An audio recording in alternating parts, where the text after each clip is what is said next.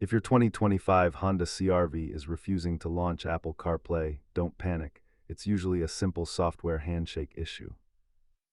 Over 85% of wireless CarPlay failures are resolved by simply cycling the Bluetooth connection or restarting the infotainment unit.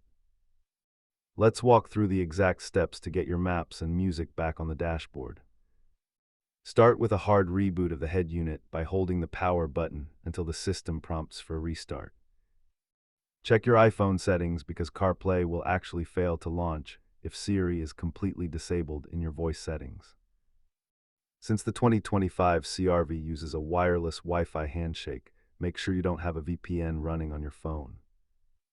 If wireless is failing, try a physical connection with a certified cable to determine if the issue is the radio or the signal. As you can see, nearly half of all connection issues are solved just by rebooting the Honda infotainment screen.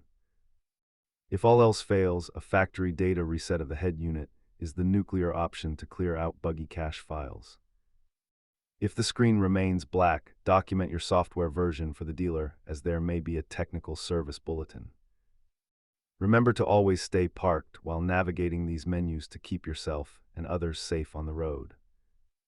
With your 2025 CRV back online, you're ready to hit the road. Check our other videos for more Honda tech tips.